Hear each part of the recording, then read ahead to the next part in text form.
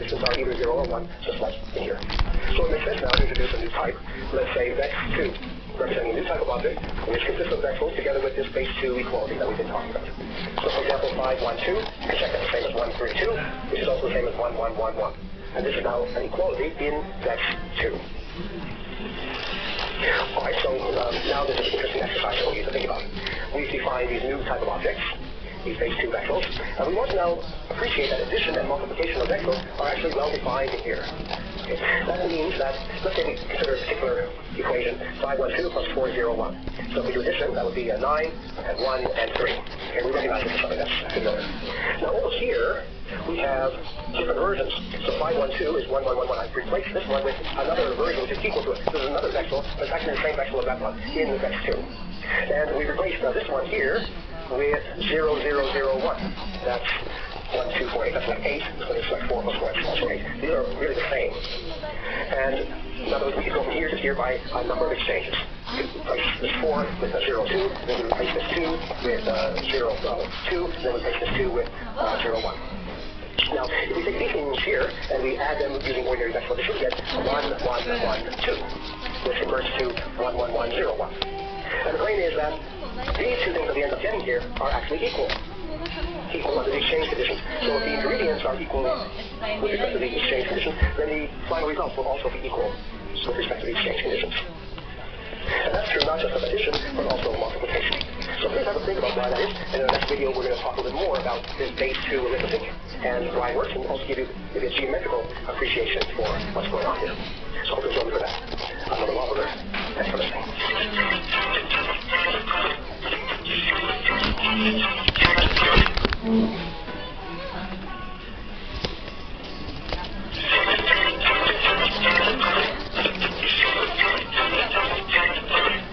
Okay, I'm Norman Wahlberger. In today's video, we're moving towards understanding the Hindu-Arabic framework for numbers, but I'd like to do that by bringing together earlier work that we did on polynumbers, our versions of polynomials, and connecting that with what we've been talking about vexels relatively recently. So we started talking about polynumbers, which are just another name for polynomials, essentially, in the video Math Foundations 57 and the ones following that. And the basic idea is very simple. We have our various number systems, which are a little bit different from what we're calling things now. In particular, the natural numbers 0, 1, 2, 3, we used to call them non-plus, and now we're just referring to that as that. So here's the main definition, that a positive polynumber is a list of positive numbers, in other words, natural numbers, written vertically with a bracket on top, just like this. So it's a list of natural numbers with a bracket on top, and that is a positive polynumber. These entries are all natural numbers. There was a little bit of ambiguity or flexibility in the way we specify a polynumber, in the sense that we can add additional zeros at the end, and we agree that that does not change the polynumber. So, for example, the polynumber 314 is the same as the polynumber 3140. Alright, so having defined those things, we then do some arithmetic with them, and addition is very straightforward in defining. Basically, the addition is just a component-wise addition. Where if necessary, you add enough zeros to the smaller one, or the shorter one, so that we have numbers to add all the way down. A lot more subtle was the notion of multiplication of polynumbers. That was much more sort of surprising or unpredictable. It's used by this relatively complicated formula. So if P is, say, a polynumber consisting of entries Pi, and Q is a polynumber consisting of entries Qi, we're indexing from 0. So P0 on top, then P1, then P2, and so on. Then the product, P times Q, is a polynumber R, R0, R1, R2, and so on, where the Rn's are given by the following formula. So Rn is obtained by taking the sum over all A and L natural numbers that add up to n. And the thing that we're actually summing is the product of Pk with Ql. So we take all possible products of things in the list so that the two indices sum up to the index that we're seeing over here. So, for example, if we want to multiply 2, 3 by 1, 5, 4, then we get this. And the way we get that is 2 times 1 is 2. That's the 0 level. And then the 1 level, we get that by multiplying a 0 and a 1, or a 1 and a 0. So 10 plus 3 is 13. At level 2, we get that by maybe choosing a 0 and a 2, taking that product, or a 1 and a 1, that product, or a 2 and a 1, that product. That last one would be 0. So we get 8 plus 15 is 23. And the third one would be taking the 1 position here and the 2 position and multiplying them to give us 12. Okay, so this is a non-obvious kind of multiplication. But of course, once we recognize that these are just ordinary polynomials in disguise, then this is just the usual product of polynomials rewritten in this language. And then we saw that this particular polynumber 0, 1 plays a kind of a special role. We gave it the name alpha. And that allowed us then to write a general polynomial, say something like 1, 3, 2, in terms of powers of alpha. So it's 1 plus 3 alpha plus alpha squared, where the 1 represents alpha to the 0. So representing that top thing there. So this is the alpha squared, and alpha cubed and so on, just further on down here. So here's how we then recover the usual polynomial aspect of things. So our poly number on this side doesn't have any variables in it. Over here we recognize that's a familiar kind of polynomial kind of object. But it has this variable alpha in it. And what we want to do is we want to avoid having to say what precisely a variable is. That's a little bit of a tricky thing in mathematics. What is the variable x? What's the difference between the variable x and the variable y or the variable t? So deciding precisely what variables is problematic, and we can get around that by just playing this game of really recognizing that it's the coefficients that are the crucial thing in specifying the poly number, or the polynomial, and then we can actually recover the variable, or at least one variable, by this particular choice of sort of standard poly number. Now the other main ingredient that I want to bring into the story here are these vectors that we were talking about in the context of Maxwell's, the linear algebra, and matrices. So vector was a kind of generalization of a vector, somewhat larger concept, somewhat more open-ended concept. And it arose from a prior understanding of a term called the singleton. So the definition of the singleton is that it's a one list from natural numbers. Here's what's laid out saying Math Foundation of 171. And I remind you that for us now, NAT, or natural numbers, does include 0. Okay, so we are actually extending what we did last time a little bit, in that we are now considering natural numbers as being slightly bigger than it was before. So that's what a singleton is. It's just basically a one list that is a list with one element, and that element has to be a natural number, 0, 1, 2, 3, something like that. And then a vector is defined to be an M-set of singletons. So an unordered collection of singletons where repetition is allowed. For example, this thing here, that is a vector. There's a singleton, there's another one, there's another one, there's another one, there's another one. There's a few repeats. Repeats there. The order doesn't matter. You can see that by the fact that there's no commas. So that's a multi-set of singletons that is a vector. Then we also talked about rather particular vectors, sort of like basis vectors, if you like, where now we're going to call them E0, E1, E2. Before we just considered E1, E2, and so on. But we're including 0 now, so we have to enlarge our story a little bit. So E0 is a particular vector with just one singleton in it, namely the singleton, which is the list containing 0. E1 is the one vector that has the singleton consisting of the list containing 1. And E2 is the vector whose single singleton is the list containing 2. And so on. Okay, so yes, that's singletons and vectors, a very nice kind of data structure orientation towards vectors.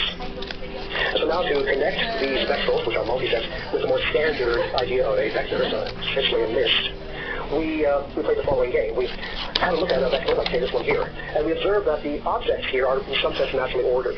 Because the objects are essentially one list from natural numbers, and natural numbers are naturally ordered. There's 0, and then there's 1, and then there's 2, and so on. So what we can do is we can specify this M set by creating a multiplicity list for it. You see, in other situations, that's a useful kind of thing to do, is to have an M set, and then to represent it, give an alternate way of thinking about it, as a list that records how many of various things appear. So this one here, we could represent it by this, well, kind of like a list, or actually a row freeze kind of diagram. 2, 0, 3, 2. The 2 representing how many singleton zeros we have. The 0 here representing how many singleton 1s we have. How many singleton 2s we have. There's 3 of them, right there. And how many singleton 3s we have. There's those 2 there. Or we could represent the same thing by a column kind of vector. By column freeze display, 2, 0, 3, 2. So it's a matter of convention whether we would refer to represent this thing with a row object or a column object. And we also note that the zeros at the end are kind of optional. We can also think about representing this by including a 0 here, representing that there's 0, 4 singletons, and another 0 representing 0, 5 singletons, and so on. So you can notice an obvious connection between this and the poly number story. A poly number was essentially just exactly like this. So there must be some connection. There's obviously a connection between poly numbers and vectors. And that's interesting, I think, for us. And we'll just point out that vectors, because they're multi-sets, they can be added. You can add any two multi-sets and just group them all together. So if V and W are vectors, then we can form V plus W. We can multiply V by 2. We take a linear combination like 3V plus 4W. These are all easily defined because V and W are vectors. They're multi-sets. So we gain a lot of infrastructure for free by having our objects be multi-sets. This is the kind of theme that's underlying a lot of what I've been doing and will be doing in the last few videos. So now we want to move towards bringing the third kind of objects that we're interested in, which are Hindu-Arabic numbers. And we want to kind of bring all of these three things together into the same pie. The poly numbers, vectors, and Hindu-Arabic numbers. So it turned out that essentially the same objects are good for describing any three of those things. natural synergy between these three things. So to move in that direction, we need to talk about how we're going to multiply vectors. And we're going to start doing that by explaining how to multiply singletons. Because vectors are m sets of singletons, if we know how to multiply singletons, hey, we know how to multiply m sets of them automatically. In other words, we know how to multiply vectors. So the definition of the multiplication of singleton is rather surprising, perhaps, at least if you don't know where we're heading towards. Okay, so we have two singletons here, the singleton n, the singleton m. N and m are necessarily natural numbers, 0, 1, 2, 3, 4, etc. Two of those things. And we're going to define the product of the singleton m times the singleton m to be the singleton m plus m, where this is just the usual addition of natural numbers. This is a surprising definition. We're defining a multiplication in terms of an underlying addition. Actually, it reminds us perhaps a little bit about the tropical calculus, doesn't it? I kind of think what's going on there, too. All right, so notice that singleton multiplication is automatically commutative and associative because the addition in natural numbers is. And now we simply extend this multiplication to a multiplication of vectors, because vectors are n sets of singletons. So if we know how to multiply singletons, then we know how to multiply vectors. Automatically. So let me remind you about the general philosophy of multiplying m sets. If here is some diagram for an m set, and here's another m set, and we happen to know how to multiply the objects in here by the objects in there, then here's how diagrammatically we multiply the m sets. We just take all possible products between objects in here and objects in here. So we form a new m set, which consists of, in this case, a times d, a times e, b times d, b times e, c times d, c times e. So in this case, it could be 3 times 2, 6 objects in this m set. That's a general principle that we do no matter what, in terms of multiplying m sets. So multiplying vectors is now straightforward. So here's a vector v, here's another vector w. We need to multiply them. The product is going to be defined in terms of the underlying products of singletons contained in there. And we know that that product is determined essentially by addition of the numbers inside the singletons. So when we multiply this singleton by this singleton, 0 times 1, the singleton 0 times the singleton 1, we get the singleton 1, because 0 plus 1 is 1. And so this times this one is this times this is this, and this times this is that, this times this is that, this times this is that, and this 2 times that 1 is another 3, 2 times 3, that'll be a 5, and 2 times 3 is 5 there. So let's say 2 times 3 is 5. I don't really mean the number 2 times the number 3 is 5, the number 5. I rather mean the singleton 2 times the singleton 3 is the singleton 5. Okay, and we can represent this by thinking about the corresponding pictures, descriptions of these vectors in terms of row or column freeze type vectors. So this one here, that special, is described by 2, 0, 1. There's 2 zeros, 0, 1, and 1, 2. This one here is described by 0, 1, 0, 2. There's 0 zeros, 1, 1, 0 2s, and 2 3s. So this one here is given by this one here. And then if you think about it for a little while, you can convince yourself that this product here is in fact exactly the same as polynumber multiplication. You can look like polynumbers, instead of a green border here instead of a bracket up on top, but otherwise they're just the same. And you can check that this is exactly the same as corresponding polynumber multiplication. So this is another way of thinking about polynumber multiplication. It's really generated by this very simple multiplication of singletons within that one equation involved. Okay, so we've seen that there's a very close connection between vectors and polynumbers. They're almost the same thing. And here are some of the laws for arithmetic of vectors that we can easily deduce from our definitions. And in fact, these laws are almost automatic now. There's not any serious difficulty in seeing why they're true. So if V, W, and U are vectors, and say N and M happen to be natural numbers, then we have commutativity of addition and associativity of addition, because the addition of vectors is basically just M set addition, and we know that that's commutative. We know that we can multiply, say, some V plus W by some natural number N, and that's the same as N times V plus N times W. With regard to our multiplication, well, the commutativity and the associativity of the multiplication follows immediately from the commutativity and the associativity of multiplication at the singleton level, which is a consequence of the commutativity and associativity for natural number addition. We have some other laws having to do with how numbers multiply vectors, which are pretty straightforward. We have important distributive laws, and these again are just natural consequences of the fact that we've defined our multiplication in an M-set kind of way, a multi-set orientation, depending on an interior multiplication of elements. So whenever you have such a situation, these distributive laws are automatic. And it's useful to observe that we have a special vector, the zero vector, which is just the empty M-set. The vectors are M-sets, so there's an empty M-set. And that zero vector satisfies when you add it to anything, you get the anything. And when you multiply 0 times v in either order, you can get 0. So it's like 0 does.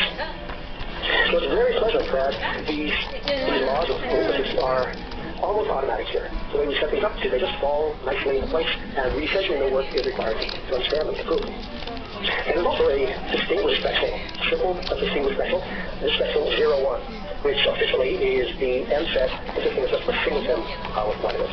And previously we called that E1, but now we see that it plays exactly the same role as alpha in the context of polynumbers. So in other words, we can now introduce alpha in this vectorial context by saying let's agree that this particular thing is alpha. In other words, we're defining E1 to be alpha. Well, then if you square it, from here, you have to add 1 plus 1, you get the vectorial, which has a single singleton alpha 2. Alpha cubed will be the singleton 3, and so on. And so now we can write any vectorial V in terms of essentially two equivalent forms. In the form as a linear combination of D1, D2, up to Ek, as well as D0, or correspondingly in terms of powers of alpha. Alpha 0 with alpha to the 0, plus A1 alpha to the 1, plus A2 times alpha to the 2, so on up to say AK times alpha to the K. Where we also introduce alpha to the 0 to mean this E0 vectorial here. So we have a kind of linear algebra point of view on vectors, represented by this, and we have a Pauli number or polynomial point of view towards vectors, represented by this.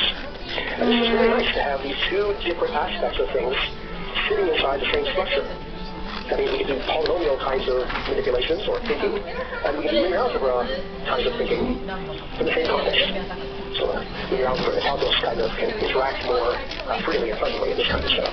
So by introducing this multiplication of vectors, we are getting this convergence of fundamental mathematical objects, vectors and polynomials. They become essentially the same kinds of things. So this is a traditional vector, 31205.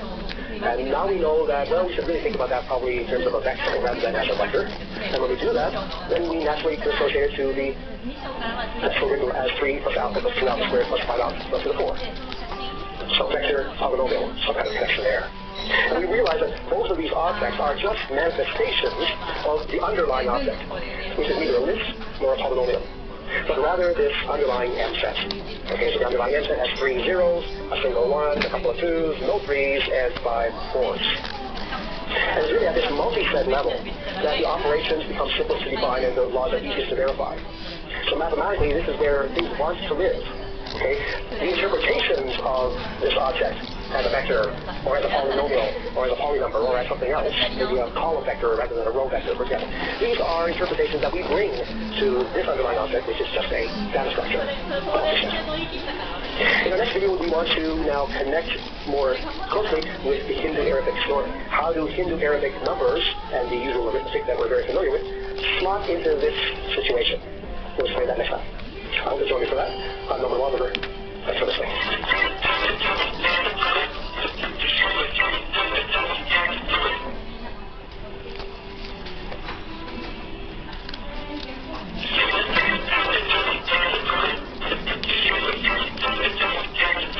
Good day, I'm Norman Waldberger.